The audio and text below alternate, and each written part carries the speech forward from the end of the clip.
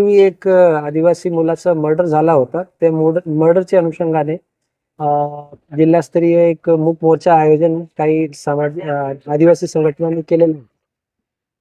त्या मोर्चामध्ये जे काही चार्जड अप मुलं होते आणि काही असामाजिक तत्व होते, त्यांनी निवेदन दिल्यानंतर जे शासकीय कार्यालयाचे प्रमायसेस मधली जे काही गाडी होती ते तोडफोड करण्याचा प्रयत्न केला. त्यांना नाईलाजास्तव आपल्याला सौम्य लाठीचार्जचा वापर करून डिस्पर्स करण्यात आला. त्यानंतर जे रिटर्निंग क्राऊड होती त्यांनी दगडफेक केली आणि त्यांना सुद्धा आता डिस्पर्स करण्यात आला. शहरामध्ये सध्या शांतता आहे आणि पोलीस पेट्रोलिंग सुरू आहे. माझी सर्व नागरिकांना माझी विनंती आहे, जे काही मोर्चा होता तो मूक मोर्चा शांततेत निघावा असे आवाहन करत असताना देखील काही लोकांनी त्याच्यामध्ये चुकीची गोष्टी केल्यामुळे अशा प्रकारची परिस्थिती झाली.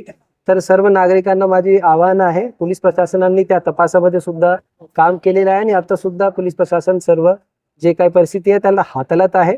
कोणी अफवावर विश्वास ठेवू नये आणि कुठल्याही प्रकारची गैरकायदेशीर गोष्टी किंवा कायदा हातात घेऊ अशा प्रकारची कोणी कृती करू नये, अन्यथा त्यांच्यावर कडक कारवाई करण्यात येईल. सर, धन्यवाद. किती जखमी आहे सगळ्या घटनेमध्ये?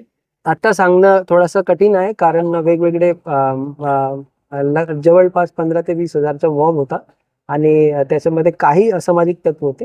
आता त्याच्यामध्ये एक स्टॉक रिव्ह्यू घेऊन आम्ही आपल्याला सांगू.